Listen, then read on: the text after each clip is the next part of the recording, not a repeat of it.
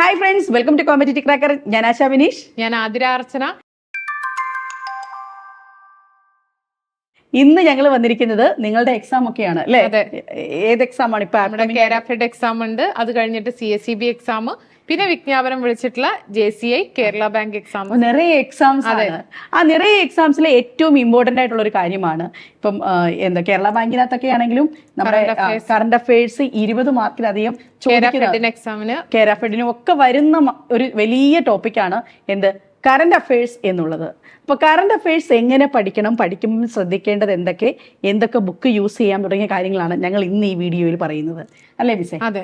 അപ്പൊ current affairs സാധാരണ കഴിഞ്ഞ തവണ നമ്മുടെ CSEB എക്സാമിന് നമുക്കറിയാം, CSEBയുടെ കറണ്ട് അഫയേഴ്സ് അല്ലെങ്കിൽ GK എന്ന് പറയുന്നത് കുറച്ചൊരു ഏരിയയിൽ നിന്ന് മാത്രം കോൺസെൻട്രേറ്റ് ചെയ്തിട്ടാണ് ചോദിക്കാറുള്ളത്. ആവർത്തിക്കുന്ന ചില പോർഷൻസ് ഉണ്ട്, ആ പോർഷൻസ് പറഞ്ഞു തരാം. സംസ്ഥാനങ്ങൾ, കേരള സംസ്ഥാനമാണെങ്കിൽ സംസ്ഥാനങ്ങൾ അല്ലേ, ഓരോ സംസ്ഥാനങ്ങളും സംസ്ഥാനങ്ങൾ തലസ്ഥാനം അതൊക്കെ ചോദിക്കാറുണ്ടല്ലോ. കലാരൂപങ്ങൾ ചോദിക്കാറുണ്ട്, രാജ്യങ്ങളുടെ തലസ്ഥാനം, കറൻസികൾ ചോദിക്കാറുണ്ട്. അതോടൊപ്പം തന്നെ സ്പോർട്സിൽ നിന്നും ക്വസ്റ്റ്യൻസ് കിട്ടാറുണ്ട് അല്ലെ. ഇപ്പൊ സ്പോർട്സിൽ നിന്നും ക്വസ്റ്റ്യൻസ് കടന്നു വരാറുണ്ട്, അധികം കറണ്ട് അഫയേഴ്സിന്റെ ഭാഗത്തു നിന്നാണ് വരാറുള്ളത്. അതെ അതെ. കലാ സാംസ്കാരികം തുടങ്ങിയ മേഖലയിൽ അല്ലെങ്കിൽ പുസ്തകങ്ങൾ, അവാർഡുകൾ എന്നുള്ള ഒരു പോർഷൻ വരാറുണ്ട്, ക്വസ്റ്റ്യൻസ് കടന്നു വരാറുണ്ട്. അപ്പൊ ഇതൊക്കെ ഓരോ വർഷം റിപ്പീറ്റ് ചെയ്ത് ചില വർഷം ചോദിക്കും, ചിലപ്പോൾ റാൻഡം ആയിട്ട് ചോദിക്കാറുണ്ട് അല്ലെ. ഇങ്ങനെയുള്ള കുറച്ച് പോർഷൻസ് ആണ് നമ്മുടെ CSEB എക്സാംസിനുള്ളത് വരാറുള്ളത് അല്ലെ. അപ്പൊ ആ CSEBയുടെ നാണയങ്ങൾ അല്ലെങ്കിൽ ഇങ്ങനെയുള്ള പോർഷൻസ് നിങ്ങൾ തന്നെ നിങ്ങൾക്ക് ഓൾറെഡി അറിയാവുന്നതായിരിക്കും. പക്ഷെ അവയുടെ കറണ്ട് അഫയേഴ്സ് ചോദിക്കുമ്പോൾ എന്താണ് അപ്ഡേറ്റ് ആയിരിക്കുക. ചില പൊസിഷൻസ് മാറുന്നത് അറിയത്തില്ല, അല്ലെങ്കിൽ ചില അവാർഡുകൾ, റീസെന്റ് അവാർഡുകൾ വരുന്നത്, ഇതൊക്കെ അല്ലേ. അപ്പൊ ഉദ്യോഗാർത്ഥികൾ നമ്മളായിട്ട് ഷെയർ ചെയ്യാറ് അവര് പത്രം വായിക്കണം, അല്ലെങ്കിൽ പല മെറ്റീരിയൽസ് അവർ കളക്ട് ചെയ്യേണ്ടതായിട്ട് വരുന്നുണ്ട് ഈ കറണ്ട് അഫയേഴ്സ് പഠിക്കാന്നുള്ളത്. കാരണം GK ഒക്കെ നമ്മൾ പ്രൊവൈഡ് ചെയ്യുന്നുണ്ട്. കറണ്ട് അഫയേഴ്സ് അവർക്ക് കിട്ടണമെന്നുണ്ടെങ്കിൽ പല പുസ്തകങ്ങളും അതുപോലെ തന്നെ പല നെറ്റ് എന്നൊക്കെ സെർച്ച് ചെയ്യേണ്ട ഒരു അവസ്ഥ വരാറുണ്ട്. അപ്പൊ അത് ഒരു ടൈം കൺസ്യൂമിംഗ് ആയിട്ടുള്ള ഒരു പ്രോസസ്. പരീക്ഷ എടുക്കുന്ന സമയത്ത് എങ്ങനെ ക്യാപ്സൂൾ ആയിട്ട് ഇവർക്ക് കിട്ടാം, അതാണ് ഇവരെല്ലാവരും ശ്രദ്ധിക്കുന്നത്. ഇപ്പൊ നമ്മൾ എല്ലായ്പ്പോഴും പഠിക്കുന്ന ഒരു ടോപ്പിക്കാണ് കേരള നിയമസഭ എന്നുള്ളത് അല്ലെ. മന്ത്രിമാരെ നമ്മൾ പഠിക്കാറുണ്ട്, ചില പരീക്ഷകൾക്ക് ഈ അടുത്ത കാലത്ത് അറിയാം. ഇപ്പൊ ചോദിക്കാറ് വനിതാ ശിശുക്ഷേമ വകുപ്പ്, അങ്ങനെയുള്ള നമ്മള് ഒരു മന്ത്രിക്ക് തന്നെ ഹൈലൈറ്റ് ചെയ്യാത്ത ചില വകുപ്പുകൾ അതിനൊക്കെ ചോദ്യങ്ങൾ വരാറുണ്ട്. അപ്പൊ കേരള മന്ത്രിസഭ എന്നുവാണെങ്കിലും കേന്ദ്ര മന്ത്രിസഭയാണെങ്കിലും പഠിക്കേണ്ടതാണ്. ഇവിടെ PSCയുടെ ഒരു ക്വസ്റ്റ്യൻ ചോദിച്ചത് ഈ ഓരോ മന്ത്രിമാരുടെ മണ്ഡലം വരെ ചോദിച്ചു. അപ്പൊ ഡെപ്തിലേക്ക് വീണ്ടും വീണ്ടും ക്വസ്റ്റ്യൻസ് ഇറങ്ങിയാണ്. CSEB എക്സാമിന് ചോദിച്ചിട്ടുണ്ട്, കേരള 13ാമത്തെ നിയമസഭയിൽ എത്ര വനിതാ അംഗങ്ങളാണ് ഉള്ളത് എന്ന് ചോദ്യം വന്നിട്ടുണ്ട്. ഓക്കെ. അപ്പം ഓരോ ക്വസ്റ്റ്യൻസും നിങ്ങൾ മനസ്സിലാക്കണം. ഇവിടെ ഇത് കറണ്ട് അഫയേഴ്സ് പഠിക്കാൻ വേണ്ടി കോമ്പറ്റിറ്റീവ് ക്രാക്കർ തയ്യാറാക്കിയ ഒരു ബുക്കാണ്, നമ്മുടെ മാഗസിനാണ്. ഏറ്റവും 2024 അപ്ഡേറ്റഡ്, അതായത് ഏപ്രിൽ മന്ത് വരെയുള്ള അപ്ഡേറ്റഡ് കാര്യങ്ങൾ ഈ ബുക്കിലുണ്ട്. അതിലെ കണ്ടന്റ്സ് ആണ് നിങ്ങളുടെ പരീക്ഷയ്ക്ക് ഉപകാരപ്രദമായ രീതിയിൽ തന്നെയാണ് അത് തയ്യാറാക്കിയിരിക്കുന്നത്. ഒന്ന് കണ്ടു നോക്കാം. കേന്ദ്രമന്ത്രിസഭ, കേരള മന്ത്രിസഭ പറയുന്നുണ്ട്. വന്ദേ ഭാരത്, അതെ, പല പരീക്ഷകൾക്കും വന്ദേ ഭാരത്, കാരണം വന്ദേ ഭാരത് അപ്ഡേറ്റഡ് ആയിട്ട് ചോദിച്ചിട്ടുണ്ട്. വാട്ടർ മെട്രോ, പിന്നെ സ്മാർട്ട് കേരള ഗവൺമെന്റ് നിലവിൽ കൊണ്ടുവന്നതാണ് അല്ലെ. ഇനിയും കേരളീയ പദ്ധതി നമ്മൾ ഏറ്റവും കൂടുതൽ കഴിഞ്ഞ തവണ വായിച്ച കാര്യങ്ങളാണ്. നവകേരള സദസ്, സ്കൂൾ കലോത്സവം ഒക്കെ റിപ്പീറ്റ് ചെയ്ത് ചോദിക്കുന്ന കുറച്ച് പോർഷൻസ് ആണ്. ഇങ്ങനെ പോർഷൻസ് പരീക്ഷ പോയിന്റ് ഓഫ് വ്യൂവിലാണ് ഓരോ പരീക്ഷയ്ക്കും. സ്കൂൾ ശാസ്ത്രമേള, ചില പരീക്ഷയ്ക്ക് നവോത്ഥാനത്തിൽ നിന്ന് ക്വസ്റ്റ്യൻസ് കടന്നു വരാറുണ്ട്. ചിലപ്പോൾ മലയാള ചലച്ചിത്രത്തിൽ നിന്ന് കടന്നു വരാറുണ്ട്. ചലച്ചിത്ര അവാർഡുകൾ ചോദിക്കാറുണ്ട്. ചലച്ചിത്ര ദാദാസാഹിബ്, അത് കേന്ദ്ര ഗവൺമെന്റും ഉണ്ട്. സംസ്ഥാന ചലച്ചിത്ര അവാർഡുകൾ ചോദിക്കാറുണ്ട്. ബഡ്ജറ്റ്, അതെ, ബഡ്ജറ്റിൽ നിന്ന് ക്വസ്റ്റ്യൻസ് ചോദിക്കാറുണ്ട്. ഈ ബഡ്ജറ്റ് ഒക്കെ എന്ന് പറയുന്നത് നമ്മുടെ PSC എക്സാമിന് തയ്യാറെടുക്കുന്നവർക്ക് മാത്രമല്ല, ഒരു മറ്റ് റിസർച്ച് ചെയ്യുന്ന ഉദ്യോഗാർത്ഥികൾക്കൊക്കെ യൂസ്ഫുൾ ആയിട്ടുള്ള ഒന്നാണ്.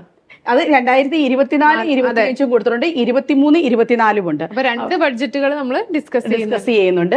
പിന്നെ കേരള ബാങ്ക് നിലവിൽ വന്നതിന് ശേഷം അതിന്റെ കുറെ അധികം അപ്ഡേറ്റ്സുകൾ ഉണ്ടല്ലോ, അതെല്ലാം നമ്മൾ ഇവിടെ പറയുന്നുണ്ട്. ആസൂത്രണ ബോർഡ് ഇമ്പോർട്ടന്റ് അല്ലേ?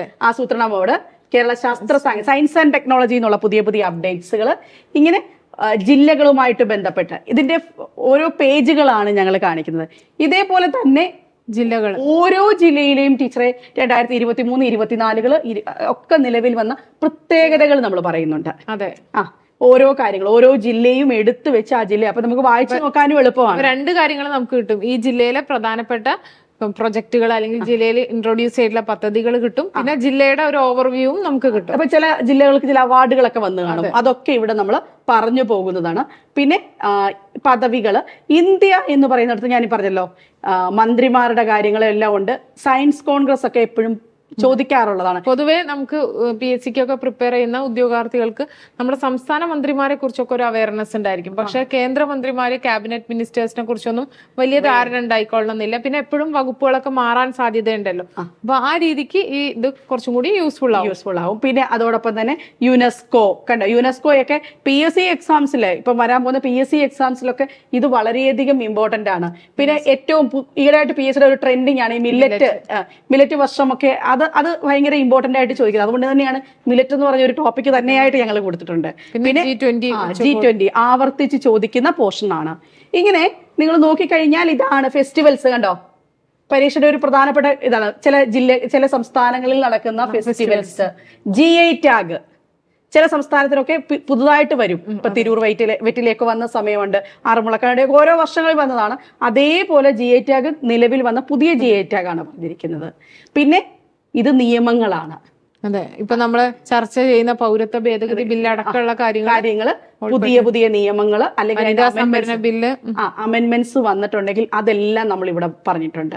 കേന്ദ്ര ബഡ്ജറ്റ് 23-24 GST ഒക്കെ, നീതി ആയോഗ്, ഇലക്ട്രൽ ബോണ്ട്, ഇതൊക്കെ നമ്മളുടെ ഈ ഒരൊറ്റ പുസ്തകത്തിൽ നിങ്ങൾക്ക് പഠിക്കാൻ സാധിക്കുന്നതാണ്. ടീച്ചറെ, അപ്പൊ ഇനി നമുക്ക് സംസ്ഥാനങ്ങളെ കുറിച്ചും സംസ്ഥാനങ്ങളെ പറ്റിയും വ്യക്തമായി തന്നെ ഉള്ള വാർത്തകളുണ്ട്. കായികം, അതെ, നമ്മൾ നേരത്തെ പറഞ്ഞ CSEB പരീക്ഷയ്ക്ക് എപ്പോഴും ചോദിക്കാറുള്ള കായിക മേഖലയുമായിട്ട് ബന്ധപ്പെട്ട പുരസ്കാരങ്ങള്, കായിക താരങ്ങളെ കുറിച്ച് ചോദിക്കാറുണ്ട്.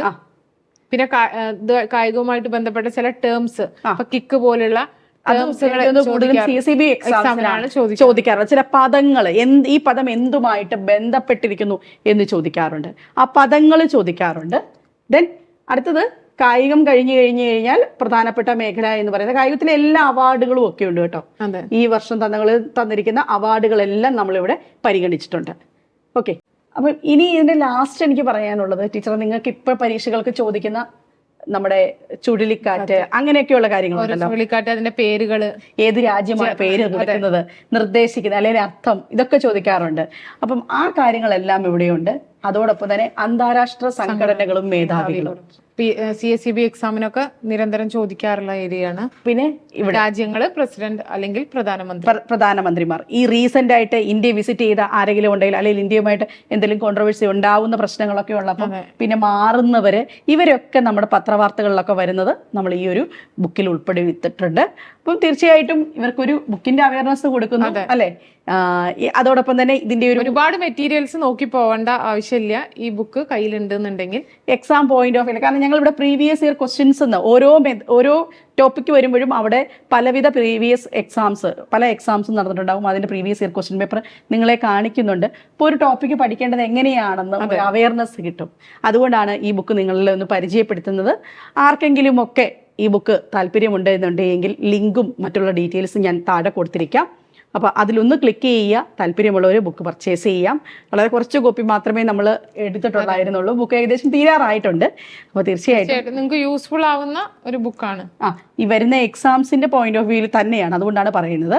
ഇനിയും ടീച്ചറെ, എനിക്ക് തോന്നുന്നു ഇവർക്ക് അറിയേണ്ടത് കേരള ബാങ്കിന്റെ നോട്ടിഫിക്കേഷനും കൂടെ നമുക്ക് പറയാം അല്ലെ.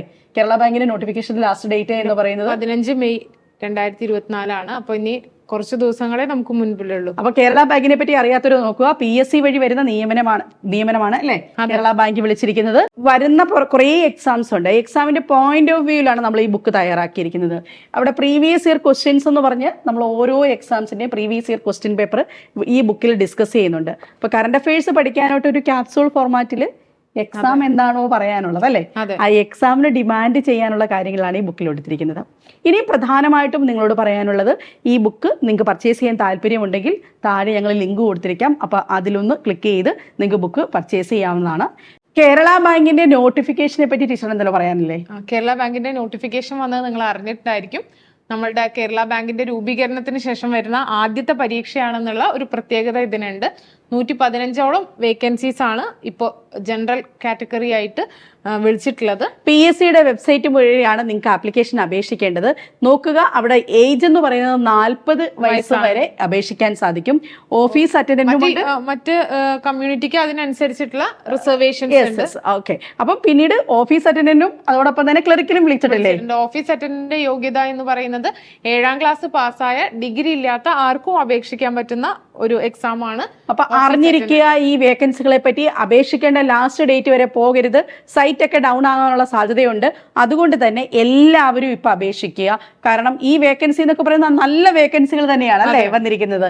ആദ്യമായിട്ട് കേരള ബാങ്കിന് രൂപീകരണത്തിന് ശേഷം വിളിക്കുന്ന ഓപ്പർച്യൂണിറ്റിയാണ്. കാണാതെ പോകരുത്. എല്ലാവരും അപേക്ഷിക്കുക, എല്ലാവരും പഠിക്കുക. അപ്പൊ പുതിയ പുതിയ എക്സാംസുമായിട്ട് ഇനിയും വീണ്ടും നിങ്ങൾ പഠിച്ച് ജോലിയിലേക്കൊക്കെ പ്രവേശിക്കട്ടെ. അതോടൊപ്പം തന്നെ ചാനൽ സബ്സ്ക്രൈബ് ചെയ്തിട്ടില്ല എങ്കിൽ ഒന്ന് ചാനൽ സബ്സ്ക്രൈബ് ചെയ്യുക. നമ്മൾ വീണ്ടും പുതിയ വീഡിയോസുമായിട്ടൊക്കെ വരുന്നതായിരിക്കും അല്ലേ? ഇനി വരാൻ പോകുന്ന എക്സാംസ് ഏതൊക്കെയാണ് ടീച്ചർ? ഇപ്പൊ കേരഫെഡിന്റെ എക്സാം നമുക്കറിയാം 23-ാം തീയതി നടക്കാണ്. അത് കഴിഞ്ഞ് മെയ് 19-ാം തീയതി നമ്മുടെ CSEB എക്സാം നടക്കും. CSEBക്ക് വേണ്ടി നിങ്ങൾ വളരെ കുറച്ച് ദിവസങ്ങളെ ക്രാഷ് കോഴ്സ് ഇറക്കുന്നില്ലേ? 30 days ക്രാഷ് കോഴ്സ് ഇറക്കിയിട്ടുണ്ട്. 30 days ക്രാഷ് കോഴ്സിന്റെ പ്രത്യേകത എന്താന്ന് വെച്ച് കഴിഞ്ഞാൽ പ്രീവിയസ് ഇയർ ക്വസ്റ്റ്യൻ പേപ്പറിനെ ബേസ് ചെയ്ത് ഏറ്റവും അത്യാവശ്യം പഠിക്കേണ്ട നിങ്ങളുടെ മാർക്ക് 62 അനാലിസിസ് ആണ്. ആ question paper based factual analysis ആണ് നമ്മൾ ചെയ്യുന്നത്. 62 മാർക്കിന് അപ്പുറത്തേക്ക് നിങ്ങളെ എത്തിക്കാൻ വെറും ഇത്ര ദിവസം കൊണ്ട് പഠിച്ചുകൊണ്ടിരിക്കുന്ന ഉദ്യോഗാർത്ഥി പലപ്പോഴും കാലിലിടുന്നത് ഈ മാർക്കിലായിരിക്കും. ഞാനൊരു 50-55 മാർക്കൊക്കെ കിട്ടുന്നുണ്ട്, 62-ന് അപ്പുറത്തേക്ക് പോകുന്നില്ല എന്ന് വിഷമിക്കുന്നവർ ഇങ്ങു പോന്നോളൂ. നമ്മുടെ CSEBയുടെ ക്ലാസ്സിൽ ജോയിൻ ചെയ്യാം. ക്ലാസ് ഉൾപ്പെടെയുള്ള കാര്യങ്ങൾ നമ്മൾ അതിൽ പ്രൊവൈഡ് ചെയ്യുന്നുണ്ട്. നമുക്ക് പഠിക്കാം ക്വസ്റ്റ്യൻസ്, പ്രീവിയസ് ക്വസ്റ്റ്യൻസിന്റെ ഫാക്ട്സ് പഠിച്ച് അതിൽ നിന്ന് ഫാക്ട്സ് പഠിക്കുക എന്ന് പറയുമ്പോൾ ക്വസ്റ്റ്യൻ മാത്രം പഠിച്ചിട്ട് കാര്യമില്ല. എങ്ങനെ ഈ ക്വസ്റ്റ്യനിലേക്ക് എത്തി അതിനുമായിട്ട് റിലേറ്റ് ചെയ്ത കാര്യങ്ങളൊക്കെ പഠിച്ച് മോഡൽ എക്സാം ഒക്കെ എഴുതി അടിപൊളിയായിട്ട് എക്സാമിന് പോകാം. അപ്പം അതിന്റെ ഡീറ്റെയിൽസും ഞങ്ങൾ താഴെ കൊടുത്തിരിക്കാം. താല്പര്യമുള്ളവരൊന്ന് ജോയിൻ ചെയ്തോളൂ. പുതിയ വീഡിയോസുമായിട്ട് വീണ്ടും കാണാം. Thank you so much. Thank you.